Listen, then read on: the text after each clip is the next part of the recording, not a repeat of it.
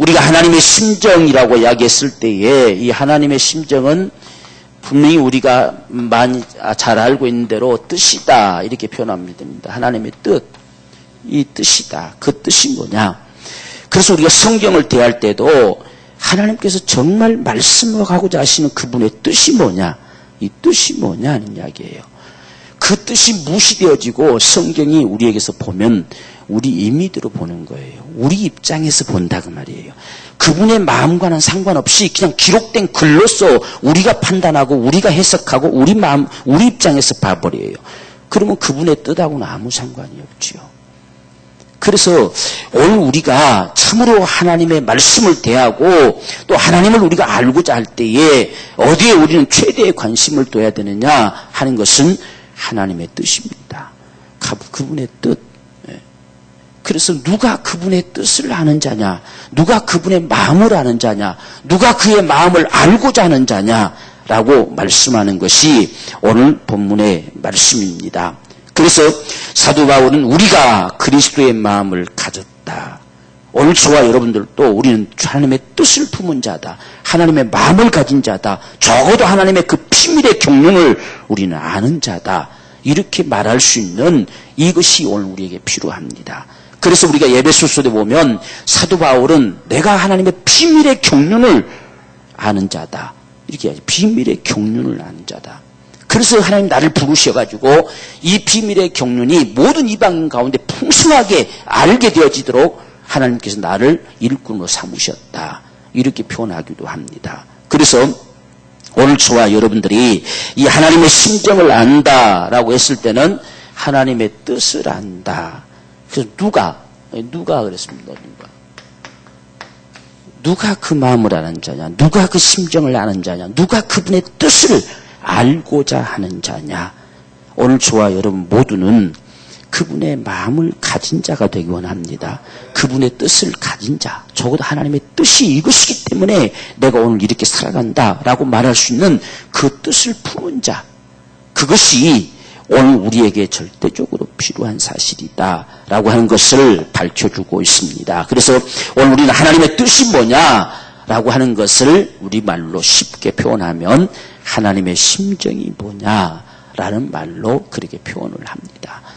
우리가 뜻하면은 조금 우리가 좀 이론적인 이야기가 됐잖아요. 그러나 하나님의 심정할 때는 우리 마음이 통할 수 있는 그런 단어가 됐잖아요. 그래서 저에게는 그 말이 그렇게 심정으로 다가왔어요. 하나님의 심정이다. 그분의 심정을 보자. 그분의 심정을 알라. 이렇게 다가와져서 이 심정이라는 표현을 쓰게 되어졌습니다. 그래서 순수한 우리말이죠. 우리말 심정. 우리가 많이 사용하고 있는 말이 내 뜻을 좀 알아달라 이런 말보다는 내 심정을 알아달라, 내 마음을 알아달라 이런 표현을 많이 쓰지요.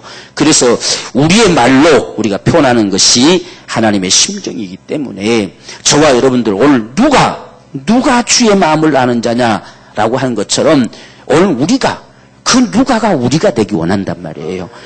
내가 주의 마음을 아는 자다 이렇게 말할 수 있는 바로 그거. 사도 바울은 우리가 그리스도의 마음을 가졌다 이렇게 말하잖아요.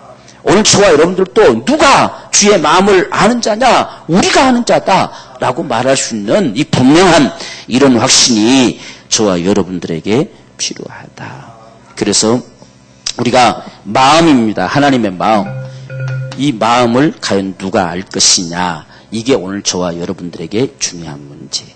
그래서 성경 전체는 이 마음을 알도록 기록이 되어 있다는 이야기예요. 하나님 눈에도 안 보이고 그분을 어떻게 나타낼 수 있겠어요? 그래서 그분이 이렇게 말씀하시고 또 이런 일을 행하시고 또 이런 역사 속에 나타나시고 하실 때에 왜 나타나시느냐? 거기에 그분은 반드시 그분의 뜻을 품고 역사하신다는 사실을 알아야 돼요. 그래서 우리가 그분의 심정을 알아야 될 이유가 뭐냐 하는 것은 하나님은 이 뜻을 품고 역사하셔요. 이걸 품고 역사하시기 때문에 우리는 그것을 모르면 하나님을 몰라요. 하나님께서는 반드시 이 뜻을 가지신 분이시고 이 뜻을 품고 역사하기 때문에 오늘 우리는 그분의 뜻이 무엇인가를 알고자 해야 성경도 알 수가 있고 그분도 알 수가 있어요. 우리가 그분을 한 번도 본 적이 없는데 또 그분의 음성을 우리가 뭐 들어본 적도 없고 단지 말씀을 통해서 우리가 하나님의 말씀이다라고 지금 받고 있잖아요. 근데 그분은 우리가 말씀만 보고 우리 임의대로 판단해버리면 그분하고 상관없는 우리는 성경을 대하게 된다는 이야기예요. 그래서 이 말씀의 오심 속에서 왜 그분이 그렇게 하셨을까?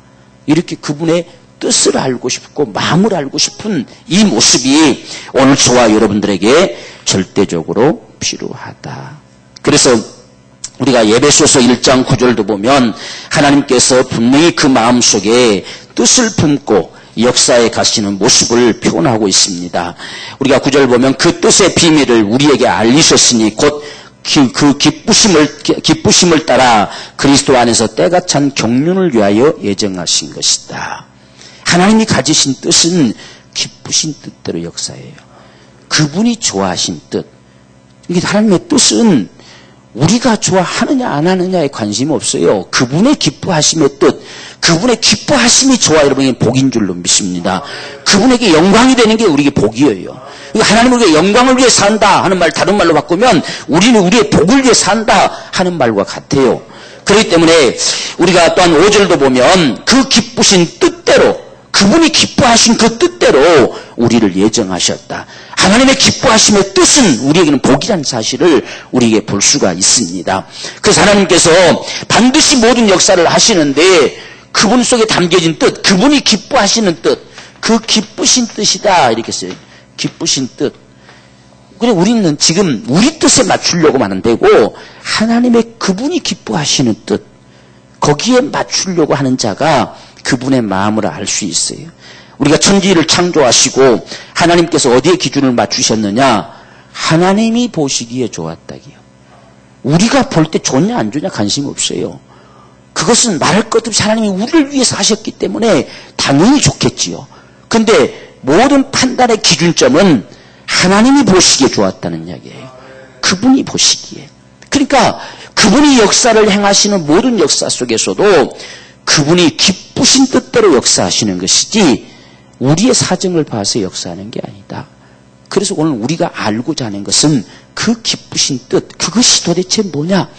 그분이 무엇 때문에 그렇게 하셨느냐라고 하는 그 뜻을 우리는 알기를 원한다는 이야기예요. 그래서 하나님께서는 반드시 기쁘신 뜻대로 역사하시는 분이시다.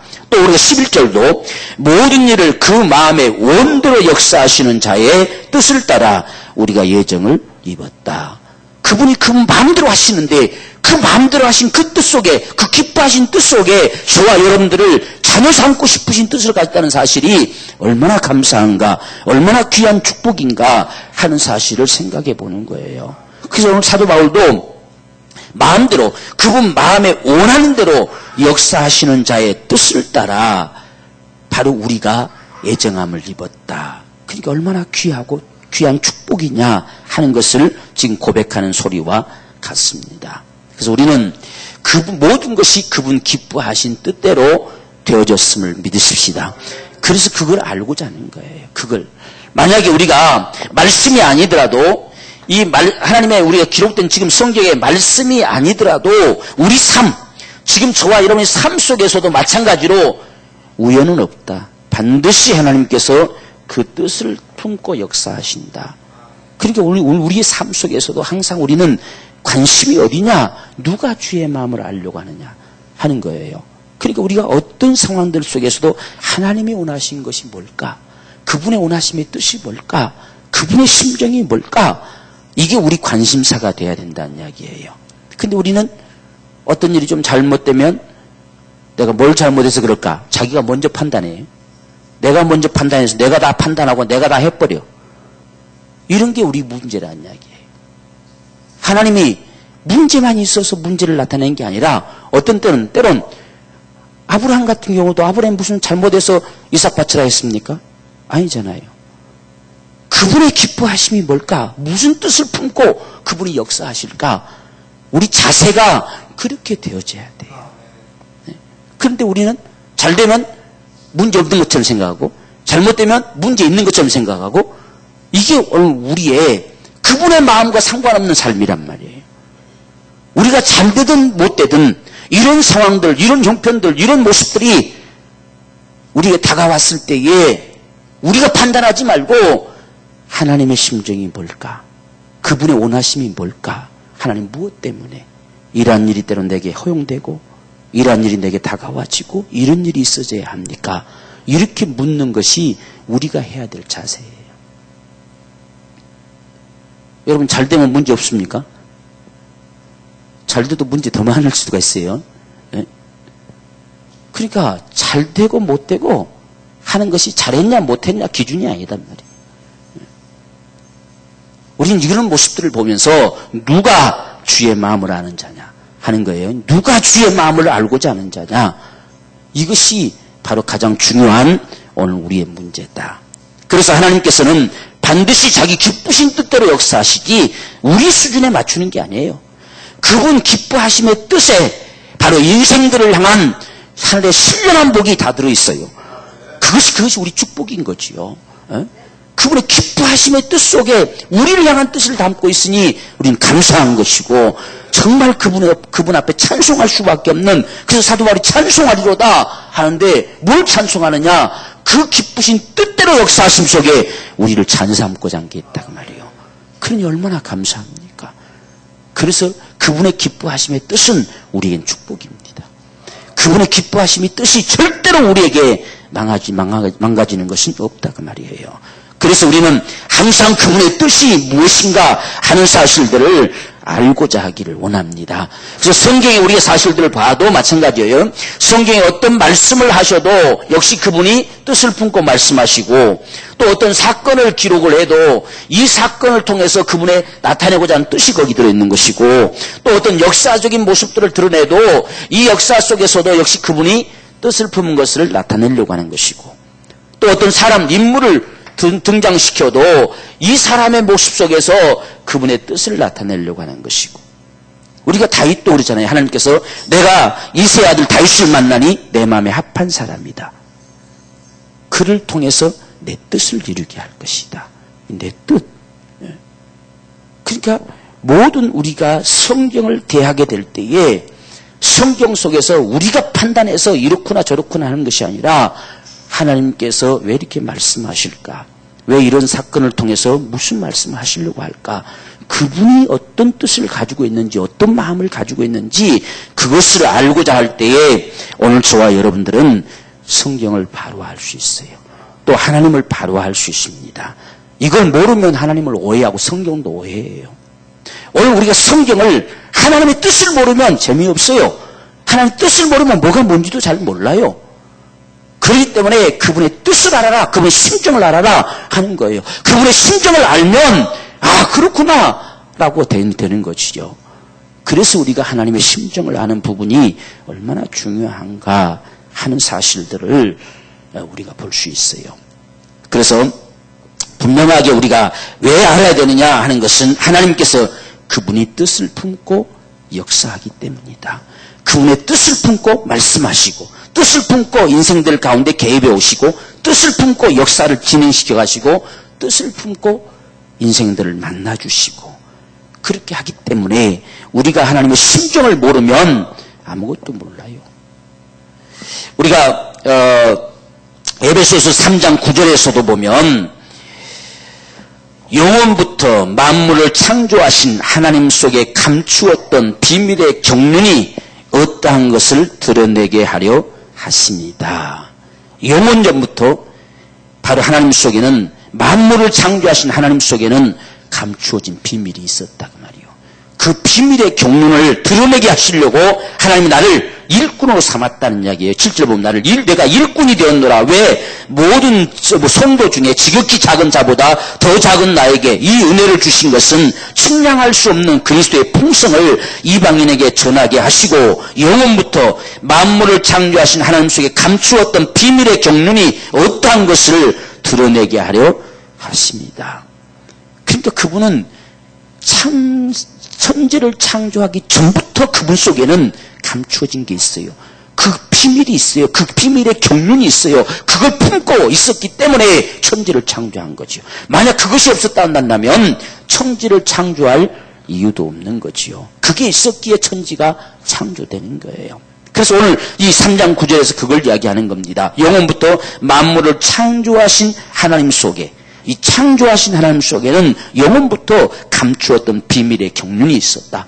그것을 사도 바울을 통해서 드러내게 하시려고 나를 일꾼 삼았다라고 사도 바울은 그렇게 이야기하고 있지요.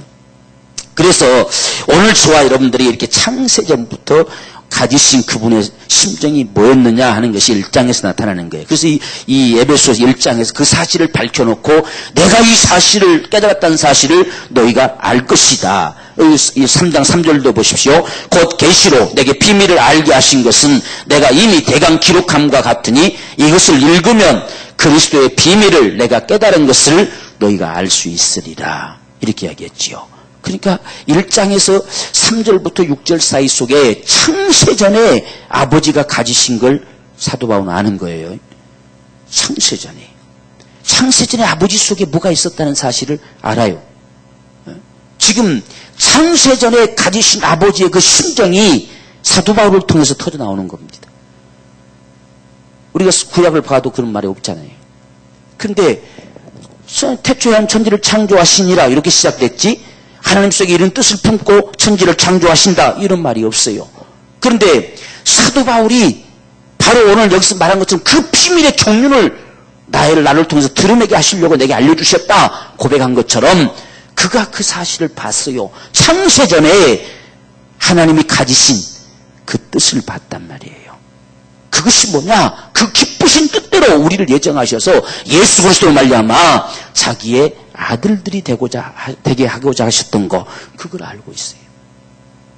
바로 이것은 영원전부터 만물을 창조하신 하나님 속에 감추어진 비밀의 경륜이다. 이렇게 이야기를 합니다. 그러니까 지금 우리는 만약에 우리가 성경을 볼 때에 태초에 하나님이 천지를 창조하시니라 이렇게 기록되어 있다 한다면 하나님이 창조했구나 이렇게 보는 것은 성경을 보는 모습이 아니란 이야기예요. 천지를 창조하신 건 당연한 것이고 이것도 안 믿으면 불신자지요. 창조했다는데도 안 믿으면 그건 불신자예요. 그런데 우리는 거기에서 멈추는 초보적인 삶이 아니라 이건 당연한데 그분이 어떤 뜻을 품고 천지를 창조하셨을까? 그걸 보는 자가 하나님을 보는 자예요. 그걸 아는 자가 하나님을 아는 자고 우리는 그걸 보고자 하는 거예요. 성경은 그걸 기록했기 때문에 지금 사도 바울 보세요. 영원부터 만물을 창조하신 이 태초에 하나님 천지를 창조하시니라 했잖아요. 만물을 창조하신 하나님 속에 감추어진 비밀의 경륜이 있다기요. 사도 바울은 지금 그걸 보고 있어요. 그래서 그것이 있었기 때문에 천지를 창조하셨고 그것이 있었기 때문에 사람을 만드셨고 그게 있었기 때문에 하나님이 언약을 맺어서 역사를 끌어갔다는 이야기예요. 그리고 마침내 때가 되면 하나님 예수를 세상에 내놓으셨고 그가 우리를 구원하시는 구세주가 되셨다. 그로 말미암아 우리는 하나님의 자녀가 되는 권세를 얻는다. 이런 정말 하나님의 그 심정의 세계를 펼쳐낼 수 있는 것이 바로 사도 바울이 그 속에 있는 걸 봤단 말이에요. 그래서 에베소서 속에서 이 사실을 밝혀주면서 에베소가 1장에서 그걸 밝히면서 2장 3장 계속 흘러가면서 이걸 계속 이야기하죠. 그게 뭐였냐, 아버지 속에 감춰진 게 뭐였느냐 하는 사실을 우리에게 알게 하려고 그분이 역사하셨다 이렇게 말씀합니다. 오늘 저와 여러분들이 성경에 우리가 창세 전에라고 하는 말이 별로 많이 안 나와요. 창세 전의 이야기가 별로 없습니다. 창세전의 이야기라는 말은 우리가 요한복음 17장에서 아버지와 내가 함께 누렸던 영화 창세전에 아버지와 나와 함께 있었다는 이야기예요. 아버지와 나와 함께 그 영화를 누리고 있었다 이렇게 표현되는 말. 그 다음에 예배소에서 창세전에 아버지의 작정하심이 뭐냐, 그것은 우리를 자녀 삼고자 하는 그분의 작정이시다 이걸 밝혀놓고 있어요. 그리고서 나오면서 이제는 창세로부터 이제 천지가 출발된 때로부터 그 말이죠. 창세로부터 그분이 무엇을 예비하시느냐, 우리의 거할 집을 예비하신다 이렇게 나와요. 창세전을 볼 수 있다고 하는 건요 성경에 그리 쉬운 일이 아니에요. 그렇게 많이 나타나 있지를 않아요. 근데 우리가 성경에 보면 요한이 그걸 보잖아요. 요한은 창세 전부터 계신 그 말씀의 세계를 보잖아요. 그래서 태초에 말씀이 계십니다. 처음부터 말씀은 있었다. 그 계신 말씀이 하나님과 함께 계셨고 그 말씀 속에는 생명이 있었고 그 생명이 우리에게 나타나는 빛이 될 것이고 그것 때문에 하나님은 세상을 창조하셨다. 이렇게 말하잖아요. 창세전을 봅니다. 그래서 17장에서 창세전에 하나님이 아버지와 내가 함께 누렸던 영화라고 하는 소리를 이 요한은 놓치지 않고 들었단 말이에요. 그래서 창세전에 무슨 일이 벌어지는가 하는 것을 적어도 요한은 봅니다. 그걸 다시 사도 바울이 목격합니다. 창세전에 아버지와 함께 영화를 누렸던 바로 그분들이 무슨 작정을 하셨느냐, 무슨 계획을 하셨느냐, 그분들이 어떤 뜻을 품으셨느냐라고 했을 때에 그분의 기쁘신 뜻을 따라서 예수 그리스도로 말미암아 자기의 자녀들이 되게 하고자 하신 것. 창세전부터 가지신 그분의 뜻이었다. 이렇게 말씀합니다. 그 뜻을 품었기 때문에 천지가 만들어진 거예요. 그 뜻을 품었기 때문에 창세로부터 아버지 집이 예비된 거예요. 그래서 우리가 성경에 그런 말들을 찾아보면 참 재밌어요. 이렇게 분명하게 드러나요. 아, 창세전은 여기까지구나. 이 일이 시행되면서 창세로부터, 여기 나오지? 창세로부터. 그래서 우리가 그런 모습들을 목격하고 보게 되는 것이 이 하나님의 심정이다라고 하는 사실입니다. 그래서 우리가 로마서 12장 2절에서는 그분의 기뻐하시고 온전하시고 선하신 뜻이 무엇인지를 알기 원한다. 알기 원한다. 하나님이 원하시기 때문에 알아야 돼요. 그분이 알기를 원한다고 하는 거예요. 우리는 하나님의 뜻을 알려고 하기보다는 어떤 면에서 보면 하나님의 뜻이면 해주시고 아니면 마세요 라고 하려고 하는 게 많죠. 그런 습관이 많아요. 우리가 기도를 해도 실컷 기도해놓고 하나님의 뜻이면 해주시고 아니면 안 해줘도 됩니다. 이 소리와 똑같은 거지요. 우리는 그렇게 하는 게 아니에요. 우리는 기도는 그렇게 하는 게 아닙니다. 우리는 아버지 뜻을 알라는 거예요. 그분의 뜻이 무엇인지를 알기를 원한다는 이야기예요. 이 세대를 본받지 말고 아버지 그 기쁘신 뜻이 무엇인가를 너희가 알기 원한다. 우리는 알고자 해야 됩니다. 그래서 하나님의 심정을 알아야 돼요. 그 심정을 그건 우리가 알 바 아니고 하나님 알아서 해주세요. 한 뜻이면 해주시고 아니면 어쩔 수 없죠. 이렇게 되면 안 돼요. 근데 우리가 그 전에 예수님 때도 이 소경된 것이 이게 누구의 죄입니까? 누구의 잘못입니까? 막 이렇게 묻잖아요. 주님은 아버지 영광을 위한 것이다. 또 근데 그걸 또 오해해가지고 병도 하나님의 영광을 위한 게 있는가 보다.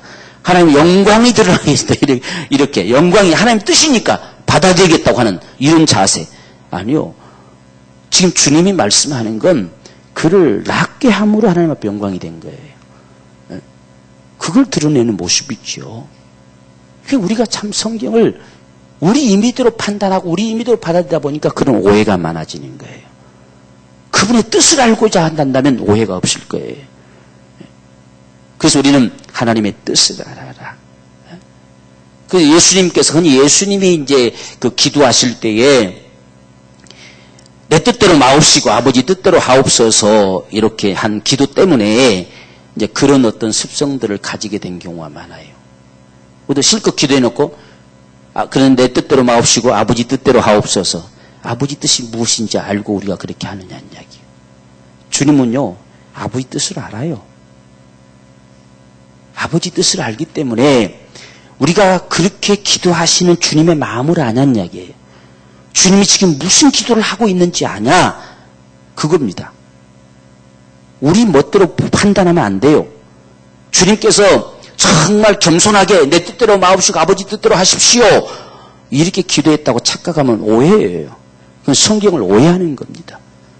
지금 주님이 세상에 오신 것은 나는 아버지의 뜻을 나타내러 왔다라고 말씀하셨어요. 그분이 아버지 뜻은 내가 죽는 거예요. 나는 아버지 뜻을 따라 죽는다는 얘기예요. 아버지 계명을 따라 죽는다는 이야기예요. 그걸 분명하게 밝히는데 주님의 뜻이 뭐냐? 나에게 선택하라고 한다면 나는 죽지 않는 거란 이야기예요. 그래서 할 수만 있으면 이 잔을 내게서 옮기십시오. 이게 주님이 바랄 수 있는 뜻이에요. 그런데 아버지는 아니다는 이야기죠. 아버지는 네가 죽어야만이 저들이 산다는 이야기예요. 그 아버지 뜻을 드러내기 위해서 주님이 고백하는 소리예요. 지금 예수님이 죽으신 것은 힘없어서 죽은 것도 아니고 빌라도에게 잡혀서 죽은 것도 아니고 오직 아버지의 뜻을 따라 지금 죽는 것임을 보여주는 거예요. 그래서 내 뜻대로 마옵시고 아버지 뜻대로 하옵소서. 그건 아버지 뜻을 알기 때문에 나에게 요구한다면 이 잔을 내게서 옮기십시오 라고 하고 싶은 거예요. 예수님이 우리와 똑같은 육체를 가졌기 때문에 그분도 고통을 당할 수 있고 말할 수 없는 심장이 터질 수밖에 없는 그 극한 아픔을 가질 수 있어요. 그래서 주님이 요구할 수 있다면 이 잔을 옮기십시오. 그렇게 바랄 수 있단 말이에요. 그런데 아들이 죽는 것이 아버지 뜻이에요. 그가 죽어야 우리가 사는 것이 아버지 뜻이란 말이에요.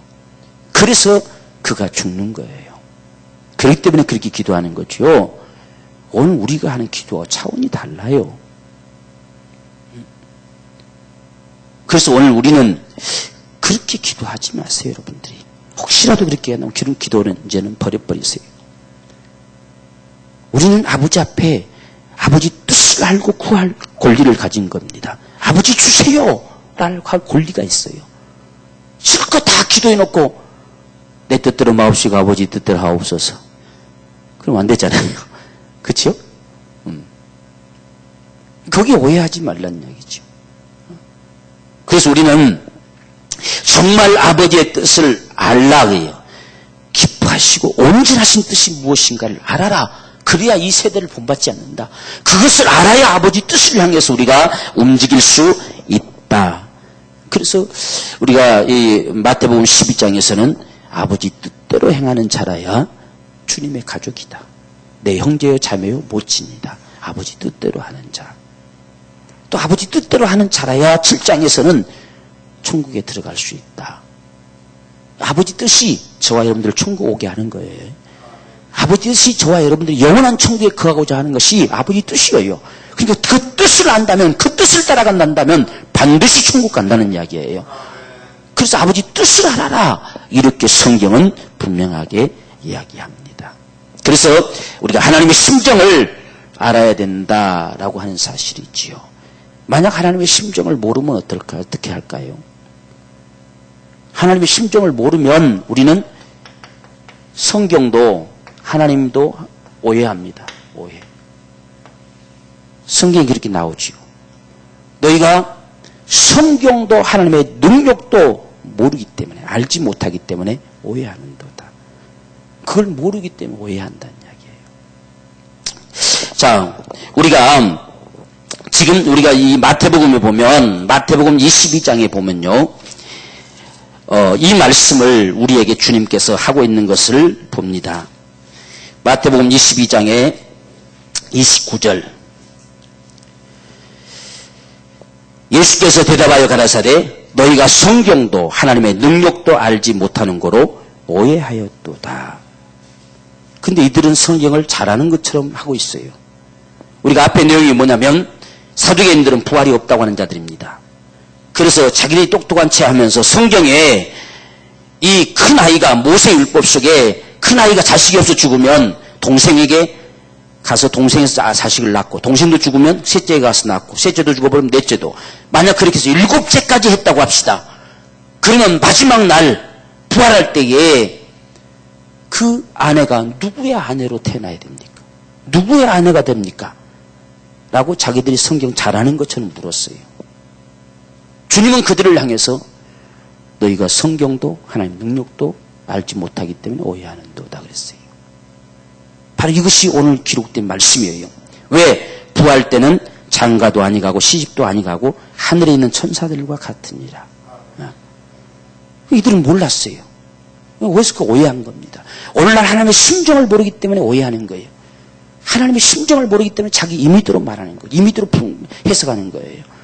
반드시 우리는 하나님의 심정의 부분들을 알아야 됩니다. 자, 그렇게 해서 사두개인들이 할 말을 못하고 예수님 앞에 완전히 굴복했다는 말을 듣고 다시 나타난 자들이 누구냐면 바리새인들이에요.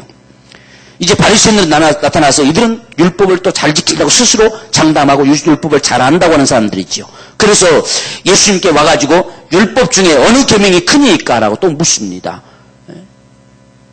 그런데 주님의 대답은 지금 이들은 첫째 계명, 둘째 계명, 셋째 계명, 넷째 계명에서 어느 계명이 큽니까? 이렇게 지금 묻는 거예요. 근데 주님의 대답은 달랐어요. 오직 마음을 다하고 뜻을 다하고 목숨을 다하여 주 너희 하나님을 사랑하라. 이게 첫째 되고 큰 계명이고 둘째는 내 이웃을 내 몸과 같이 사랑하라. 이게 율법과 선지자들의 강령이다. 그분의 뜻을 밝히셨어요. 어찌해서 율법을 주셨느냐? 율법을 통해서 말씀하려고 하는 것이 무엇이냐? 하는 것은 전체 율법 조항이 뭐 613개인가 된대요. 하라 하지 말라 하는 율법이요. 그 613가지나 되는 율법들이 왜 주어졌느냐 하는 걸 주님이 한마디로 해버린 거죠. 그들은 어느 계명이 크냐 작냐라고 하는 것을 따져 물으려고 했지만 그건 오해하는 거예요.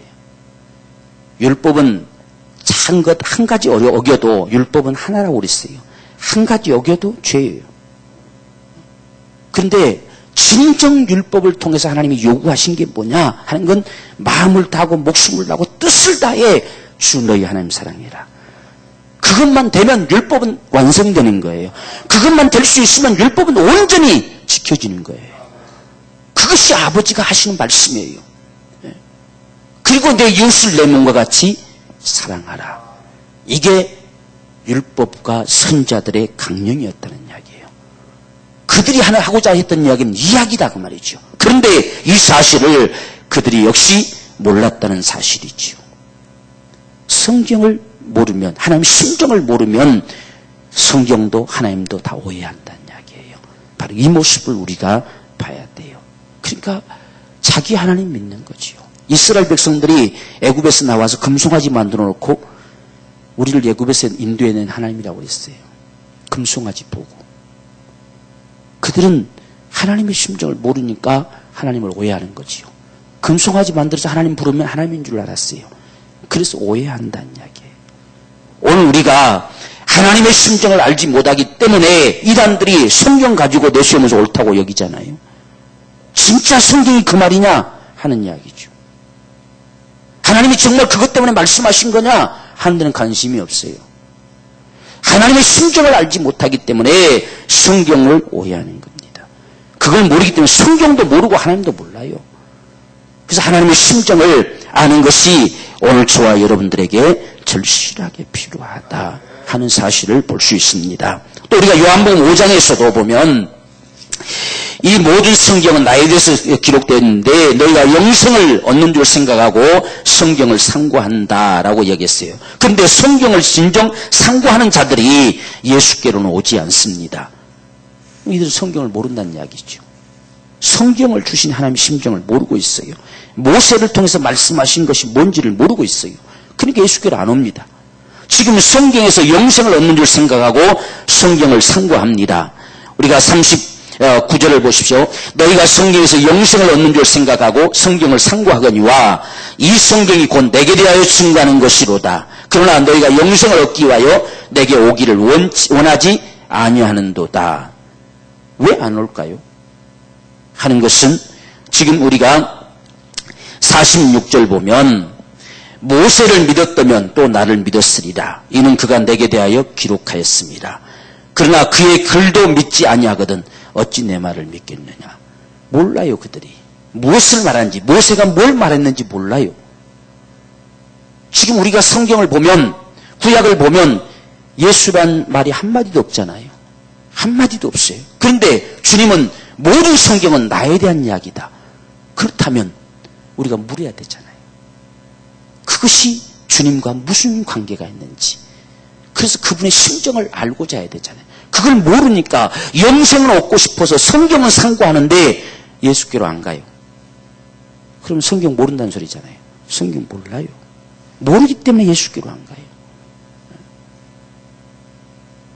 그래서 우리가 성경을 잘하는 것 같지만 성경을 모르기 때문에.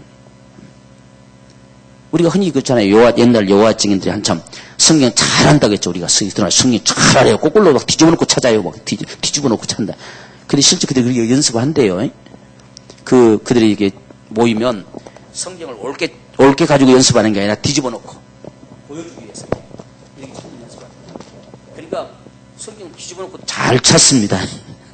우리는 바르게 해놓고도 못 찾는데 잘. 그들은 뒤집어 놓고도 잘 찾아요. 그러니까 우리는 그것만 봐도 이야, 이 사람들 아주 성경 대단하다 이렇게 합니다. 근데 성경을 몰라요. 모르기 때문에 예수를 모르죠. 성경 모르는 거예요. 그래서 오해하는 거예요. 성경 모르기 때문에 친히 자칭 여호와 증인이라고 하는 거예요. 여호와는 증인이 필요치 않아요. 예수가 증인이 필요한 거죠. 성경 모르니까 그런 소리 하는 거예요. 하나님의 심정을 모르기 때문에 오해하는 거예요.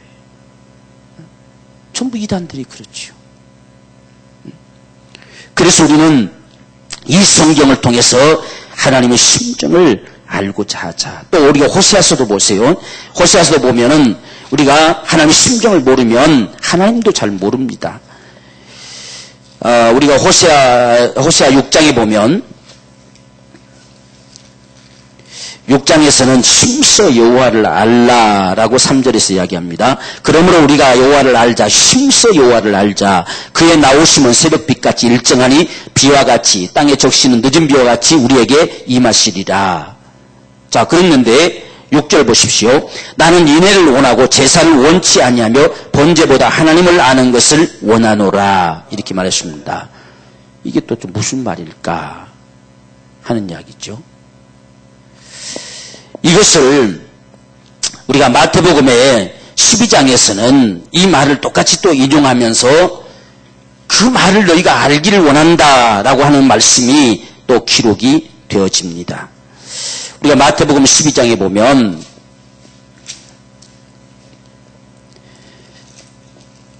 자 7절에 나는 자비를 원하고 제사를 원치 아니하노라 하신 뜻을 너희가 알았다면 무죄한 자를 죄로 정치 아니하였으리라.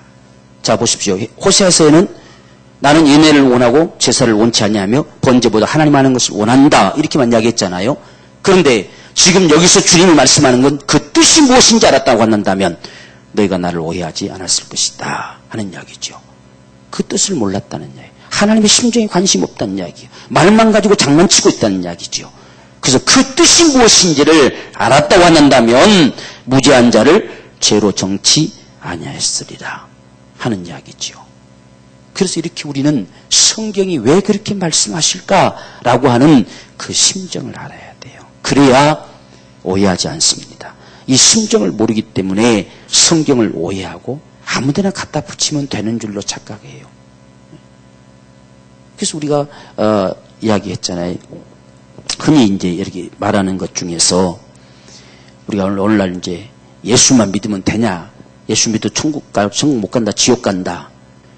그게 포인트가 어디냐면 마태복음 6, 7장이에요. 그것을 가지고 크리스찬들을 오늘 다 지옥 간다. 뭐 이런 식. 과연 그 말이 맞냐? 그분의 심정을 모르면 맞는 것 같아요.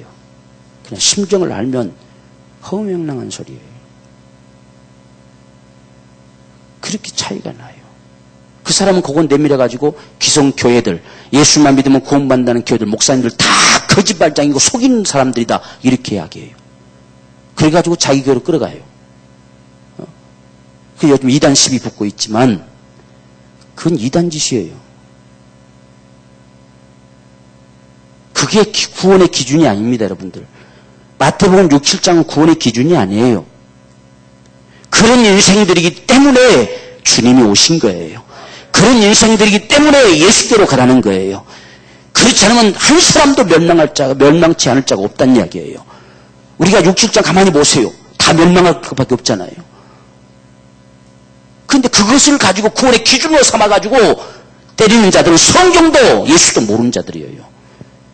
그러니까 그 양반의 메시지 속에서는 예수의 구속이 없어요. 정말 예수의 필리심을 통하여 우리를 구원했다는 소리가 없습니다. 그것은 기성교회 성도들을 납치하고 싶은 이단의 속성이지요. 오늘 예수로 안 된다는 사람은 구속이 없어요, 여러분들. 그렇게 하는 사람들 메시지 들어보세요. 예수의 구속 물 건너가 버렸어요. 이게 다 속고 있는 겁니다. 성경을 모르기 때문에, 하나님 심정을 모르기 때문에 성경도 예수도 다 오해하는 거예요. 이런 모습들이 오늘날 많다 그 말이에요. 그래서 6장 7장만 보면 겁나지요. 천국 갈 사람 하나도 없어요. 오늘 그 말로 그대로 적용시키면 오늘 저 사람도 다 지옥 갈 수 있어요. 그런데 예수님께서 구원의 기준으로 하신 말씀이 아니에요. 그래서 8장에 가면 문둥병자가 바로 등장되잖아요. 지금 이어가는 소리입니다. 계속 산상수훈이 이어져 가고 있어요. 근데 8장에 들어가면서 그 문둥병자가 나오더니 지금 그렇게 엄청난 소리가 막 아주 정지하듯이 떨어지는 그 아주 매서운 소리가 들려진 앞에 구약시대 같으면 문둥병자는 저주받은 자입니다. 문둥병자는 완전히 이 죄 가운데 버려진 자예요. 그런데 그가 예수님 앞에 나와가지고 당신이 원하시면 내가 깨끗함을 받을 수 있습니다 라고 고백해요. 그때 6, 7장에 말씀하신 것처럼 말했으면 넌 결코 죄사함 받지 못하리라 이렇게 말하여 오라요. 그런데 그 문둥병자를 향해서 내가 원하노니 깨끗함을 받으라 하셨어요. 아무 조건 없이 내가 원하노니 깨끗함을 받으라는 이야기예요. 여러분 이 사실을 한번 놓고 생각해 보세요. 앞에 이야기가 무슨 이야기였는지.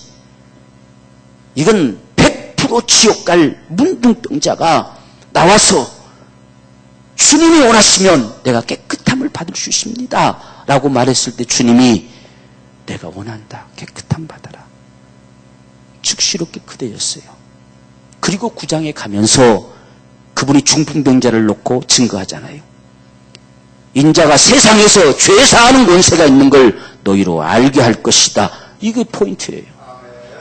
그래서 멸망할 수밖에 없는 인생들이 어떻게 사느냐. 죄사함의 권세를 가지신 예수께로 가야 산다는 소리예요. 그것을 향해서 말씀하시는 소리인데 그분의 심정을 모르니 엉뚱한 짓들을 하고 있는 거예요. 그래서 그걸 가지고 오늘날 예수만 믿는다고 되는 줄 아닙니까 하는 것은 전부 거기에 매여 사는 거예요. 이게 다 이단의 습성들이에요. 하나님의 심정을 모르기 때문에 오해하는 거예요. 성경도 오해하고 예수도 오해하고. 그래서 예수로 안 된다고 해놨으니까 예수의 구속이 나타나겠어요? 안 나타나겠어요? 절대로 그 사람들 입에서 안 나옵니다. 안 나와요. 뭘 주장하느냐? 회개만 주장합니다. 예수의 구속이 안 나와요. 이게 그럴 수밖에 하나 이건 아니다 했으니까 말할 말이 없잖아요. 드러낼 수가 없잖아요. 이런 모습들. 그래서 오늘 저와 여러분들은 정말 하나님의 심정을 밝히 아는 자가 되기 원합니다. 왜 그렇게 말씀하는지만 알았으면 그런 말 안 했겠지요. 예? 자, 우리가 이래저래 그런 하나님의 심정을 알 수 있는 방법이 과연 뭐냐 하는 것은 우리가 알고자 해야 됩니다. 하나님의 심정을 알고자 해야 돼요. 알고자 하는 자에게만 하나님이 알려주세요. 관심 없는 자는 절대 안 알려주십니다. 그래서 내가 오늘 우리 한나가 뭐 성경이 어려워서 모르겠다 했을 때 그래서 고민해라. 고민. 알고 싶어 고민해라. 고민하지 않는 자에게 하나님 안 알려준다. 고민해야 돼요. 고민. 오늘 묵상이란 말을 우리가 잘못 이해하고 있어요.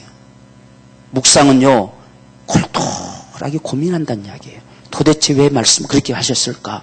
왜 그렇게 말씀하셨을까? 고민할 수 있는 자가 진정 묵상하는 거예요. 예? 끼워 맞추게 하는 게 아니에요. 정말 고민하는 겁니다. 왜 이렇게 말씀하실까? 무엇 때문에 이렇게 말씀하실까? 고민해서 알고자 하는 자, 그에게만 하나님은 열어주셔요. 오늘 분명한 사실을 우리 기억하십시다. 절대 저절로 알려주지 않아요. 우리가 성경을 아무리 읽는다고만 해서 알려주는 것도 아니에요. 알고자 하는 자에게 알려줍니다. 고민하는 자, 정말 그분의 심정을 알고 싶어서 고민하는 자에게만이 하나님이 알려주셔요. 그 사실을 우리가 발견해야 돼요. 저절로 될 것처럼 생각하면 안 돼요. 그래서 어떤 알고자 하는 자에게는 하나님 감추지 않습니다. 알고자 하는, 지금 알리시려고 하는 건데, 사도 바울 보세요. 우리에게 알리시고 싶어서, 드러나게 하고 싶어서 그렇게 하시는 분이 뭐 때문에 감추겠습니까? 지금까지 감추었던 거 이제는 감추지 않고 드러내겠다는 건데 그걸 왜 감추시겠어요? 반드시 알고자 하는 자들에게 하나님께서 알리신다는 이야기예요. 그것을 우리가 봐야 됩니다. 그래서 우리가 이 성경 속에서 알고자 하지 않으면 알 수 있는 방법이 없어요. 한번 여러분들이 우리가 마태복음 13장도 보십시오. 13장에서 이 비유의 말씀을 하시면서요, 주님이 왜 비유로 말씀하시느냐 하는 것은 알게 하고 싶어서예요. 알게 하고 싶어서. 그런데 비유를 정작 듣고서는 몰라요. 알 수가 없어요. 그게 문제지요. 주님은 알게 하고 싶어서 비유로 말씀하시는데 듣는 사람들은 정작 모른다는 이야기예요. 지금 그것이 오늘 13장에서 하시는 말씀인데, 우리가 13장을 보십시오. 지금 10절에 제자들이 예수께 나와 가로되 어찌하여 저희에게 비유로 말씀하시나이까? 대답하여 가라사대 천국의 비밀을 아는 것이 너희에게는 허락되었으나 저에게는 아니 되었나니 무릇 있는 자는 받아 넉넉하게 되되 무릇 없는 자는 그 있는 것도 빼앗기리라. 그러므로 내가 저에게 비유로 말하기는 저희가 보아도 보지 못하며 들어도 듣지 못하며 깨닫지 못함이니라. 지금 주님께서는 이같이 비유로 지금 말씀하셔서 그들로 하여금 정말 하나님의 깊은 것들을 알게 하시려고 비유로 지금 말씀하시는데, 누구에게 알리시느냐라고 했을 때에 너희에게는 알게 하고 저희는 아니다. 그럼 저희는 누구고 너희는 누구냐? 신천지에서는 저희는 우리고 너희는 저거대요. 여러분 이 말씀 보세요. 너희가 저희가 누군지. 너희는 누굽니까? 이 말씀에서 제자들이죠. 주님 앞에 나와서 묻는 자들, 어째 비유로 말씀하시나이까? 라고 그거 알고 싶어서 묻는 자들.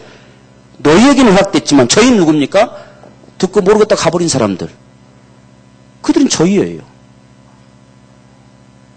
그분에게 알고자 하지 않는 자에게는 감춰집니다.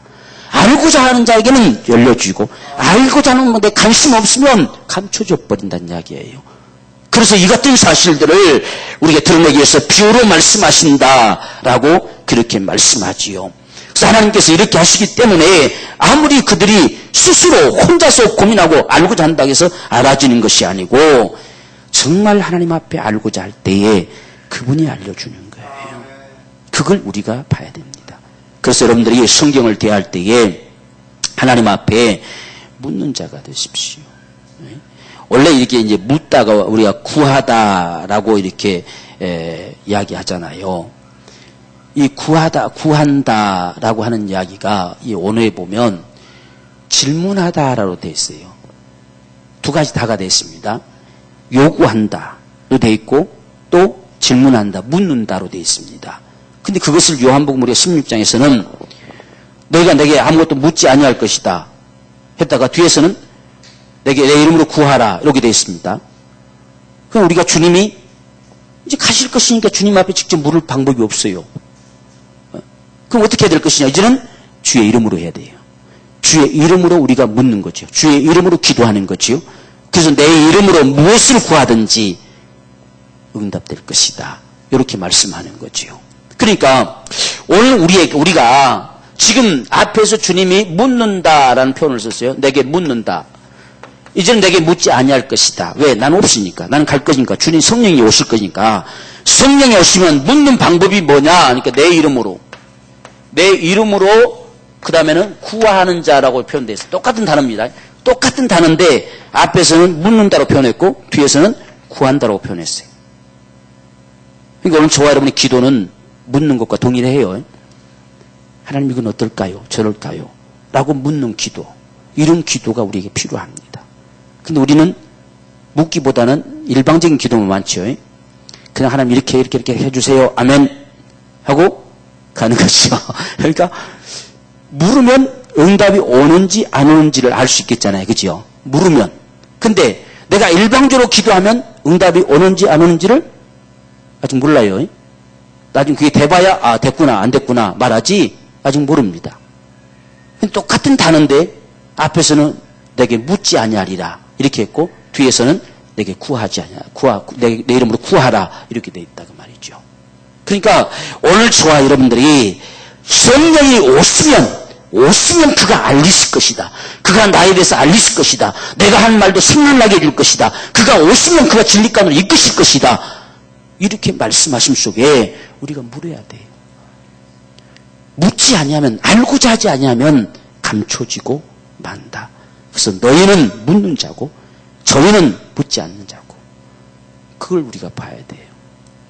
그래서 우리가 신명기 29장에서도 제가 말씀하셨잖아요. 보는 눈, 듣는 귀, 깨닫는 마음 이스라엘 백성들에게 준 적이 없어요. 40년의 광야를 지나가면서 준 적이 없습니다. 왜 준 적이 없느냐? 묻지 않았기 때문에. 한 번도 물은 적이 없어요. 알고 싶어 한 자도 없어요. 원망하고 불평하고 투덜거릴 줄 알았지 하나님 어째서 우리에게는 오늘은 만나를 안 줍니까? 이렇게 묻는 자가 하나도 없어요. 그분을 알고자 한 자가 없어요. 전부 자기가 기준이 돼가지고 안 주면 투덜거리고 원망하고 불평하고 그렇게 할 줄만 알았지. 또 많이 주면 많이 준다고 투덜거리고 아주 투덜거리기로 작정한 사람들이에요. 그러니까 하나님이 그분의 심정을 감춰버린 거예요. 그럼 나중에 신명기 8장에서 이 모세에게 뭐라고 말하느냐, 모세가 지금 이스라엘 백성들에게 뭐라고 말하느냐, 하나님께서 이렇게 바로 연단하신 이유가 뭐냐 하는 심정을 드러내지요. 너희가 그 땅에 들어서 복받고 난 다음에 너희가 잘나서 복받은 걸로 착각할까봐 복받고 난 다음에 망할까봐 하나님이 연단의 세월 시간을 주셨다. 이 이야기하지요. 근데 그들은 원망할 줄 알았지 그걸 몰랐다는 이야기죠. 그래서 하나님께서 보는 눈도 깨닫는 듣는 귀도 깨닫는 마음도 주지 않았다는 이야기예요. 오늘 우리가 성경이 어려운 게 아니고요. 고민하지 않습니다. 알고자 하지 않아요. 정말 알고 싶어서 하나님의 심정을 알고 싶어서 고민하지 않는다는 것. 그것 때문에 성경이 어렵게 느껴지는 거예요. 어렵게. 여러분 보십시오. 우리가 성경이 한 장 넘길 때, 이 한 장 넘길 때 한 사람의 한 생애가 지나가고도 남아요. 그렇죠? 어떤 한 장 안에 몇 사람 생애가 지나가잖아요. 그 많은 생애가 한두 마디로 딱 함축돼서 기록되고 지나가니 뭐 알겠습니까? 그래서 어려운 거예요. 일반 여러분 책이나 소설책 같은 경우는 차례대로 자세하게 전개되면서 기록되잖아요. 읽으면 그냥 알아요. 읽으면 그냥 알 수 있습니다. 우리가 오늘날 마태복음이나 복음서 같은 경우는 그 예수님 움직인 대로 쭉 따라가면서 기록했기 때문에 그건 좀 쉽다 하잖아요. 흔히들 쉽다. 왜? 그렇게 기록되시기 쉬워요. 그런데 구약 같은 경우는 역사서 같은 거 봐도 한 장 넘기면 두세 대가 지나갈 수도 있어요. 그럼 거기서 뭐가 한두 마디 하고 지나가니까 이게 뭘 말하려고 하는 건지 모른단 말이에요. 그래서 어렵다고 느껴지는 거예요. 어렵다고. 그래서 우리가 고민하는 거예요. 어떤 때는 지금 이렇게 한 장이 있는데 여기에 뭐 여러 사람이 지나갈 수 있어요. 근데 이게 동틀어서 이렇게 지나가는 이유가 뭘까? 이것을 우리가 보려고 해야 돼요. 하나님께서 지금 뭘 말씀하시려고 이 사람도 지금 언급하고 있는 것인가? 무대기로 지나가면서 그것을 보려고 할 때에 알아진다는 이야기예요. 그래서 우리가 성경은 결코 어려운 것이 아닌데 알고자 하지를 않는다. 고민하지 않는다. 좀 고민합시다. 이제 좀 고민하면서 성경 좀 읽어보십시오. 고민하면서 하나님 뭘 말씀하시려고 이렇게 하셨을까? 이런 말씀을 하셨을까? 이런 역사를 기록했을까? 왜 이 사람들 우리가 겉보기는 별것도 없는 것 같은데 뭐 때문에 이렇게 나열시켰을까? 이런 고민들을 하면서 성경을 보게 되면 하나님이 알리십니다. 알리세요. 그래서 이런 성경을 볼 때 우리는 이 고민하는 방법이 뭐냐? 왜라는 질문이라겠죠. 왜? 왜 그렇게 하셨을까? 이것이 성경을 보는 눈이에요. 히브리어 자체가 그렇게 기록된 거예요. 히브리어 자체, 히브리인 사상 자체가 물어야 답이 있는 그런 사상입니다. 그래서 우리가 성경의 짝이라고 하는 것은 애언과 성취가 짝이 아니고 왜라는 물음을 던졌을 때에 그분의 심정의 답이 오는 게 짝이에요. 그래서 성경에는 짝이 없는 것이 없다 그랬습니다. 그런데 애언과 성취로 보면 짝이 없는 게 투성이에요. 그런데 우리가 짝이라고 하는 것은 지금 기록된 말씀 앞에 우리가 물으면 답이 오게 되어 있습니다. 그 답은 상상세계에서 오는 것이 아니라 성경에 분명하게 답이 있어요. 그게 짝입니다. 그게 짝. 태초에 하는 천지를 창조하시니라. 왜 창조하셨을까? 라고 물으면 성경에 답이 있어요. 그게 짝이란 이야기예요. 하나님이 어찌하여 사람을 만드셨을까? 라고 물으면 거기 성경에 답이 있단 말이에요. 그게 하나님의 심정이에요. 성경 속에 담겨져 있어요. 성경 속에 없는 걸 공상세계에서 뽑아낸 게 아니에요. 우리가 그것을 못 보기 때문에 모를 뿐이죠. 반드시 성경에 있습니다. 그것을 우리가 알고자 하기 위해서 왜라는 질문을 던져야 된다. 성경 볼 때 여러분 왜라는 질문을 꼭 던지십시오. 왜 그렇게 했을까? 그래서 우리가 성경을 많이 알수록 그 심정의 세계가 깊어지겠지요. 근데 우리가 한 부분만 알고도 그 안에서 찾을 수도 있어요. 만약에 예배를 명하신 하나님 심정이 뭘까? 하나님 어째서 예배를 하라고 말씀하시느냐? 신령과 친정으로 예배하라고 말씀하시느냐? 그렇게 말씀하신 그분의 심정이 뭐냐? 했을 때에 만나주고 싶어서. 그렇게 할 때에 아버지가 너를 찾으실 것이다. 아버지가 너를 만나줄 것이다. 라고 하는 거지요. 그것이 좀 더 깊어지면 그냥 만나는 것이 아니라 거기서 내가 너를 만나고 너에게 이룰 말을 이룰 것이고 내가 거기 거할 것이다. 라고 하는 말로 이어져 가겠지요. 이게 그분의 심정이에요. 그러니까 왜라고 물으면 거기에 답이 있어요. 그래서 반드시 성경은 왜라고 묻도록 기록됐다는 사실을 알아야 됩니다. 성경 자체가 그렇게 기록돼요. 성경은 그래서 어떤 헬라 사상처럼 나열시켜서 기록하려고 하지 않습니다. 그래서 부연 설명들이 없잖아요. 그죠? 물을 때만 설명합니다. 묻지 않을 때는 설명 안 해요. 묻지 않을 때. 엉뚱한 거 물으면 주님 엉뚱한 대답하십니다. 네? 세상 끝에 무슨 일이 있으면 예루살렘 회복이 언제쯤입니까? 하니까 예수님은 저 종말 때 이야기해버립니다. 왜? 엉뚱한 질문하니까. 엉뚱한 질문하니까 거기는 관심도 없어요. 이런 거. 성경이 그렇게 기록되어 있어요. 그럼 보십시오. 우리가 성경 첫 시작도 태초에 하는 천지를 창조하시니 여기서부터 시작해버리잖아요. 무슨 설명이 있어야 되는데 설명이 아무것도 없잖아요. 그래서 이런 성경이 이렇게 기록되는 것은 왜라는 질문을 던지게 만드셨다.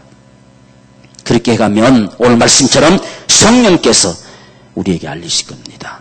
성령께서. 그래서 우리는 성령님을 전폭적으로 의지하고 주님 앞에 기도하는 거예요. 성령 내 눈을 열어 주의 법에 귀한 것들을 보게 해주세요. 정말 내 귀에 주님의 소리가 들려지는 축복을 주세요. 내 마음에 깨닫는 거. 이 깨달아 오는 것이 하나님 심정이에요. 아, 그렇구나. 그래서 그렇게 말씀하셨구나. 이 깨닫는 거. 이게 하나님의 심정입니다. 이 발견되어지는 거. 그렇구나. 라고 하는 거. 그것이 성령으로 오늘 저와 여러분들에게 주어진다는 사실을 믿으십시다. 성령님은 하나님의 깊은 것까지 통달하신 분이에요. 그분은 모를 것이 없어요. 그분은 하나님 깊은 것까지 통달하셨기에 오늘 우리에게 그것을 알려주신다는 사실을 믿고 오늘 저와 여러분들은 오늘 알고자 합시다. 이제부터 하나님 심정을 알고자 합시다. 고민하는 자가 되보십시다. 그러면 하나님께서 마음껏 알리시는 축복을 저와 여러분들에게 주실 줄 믿습니다. 오늘 이런 심정을 가지고 우리 주님 앞에 기도하기를 원합니다. 우리 간절한 마음으로 함께 주님 앞에 동성으로 기도하겠습니다. 주여 살아계신 아버지여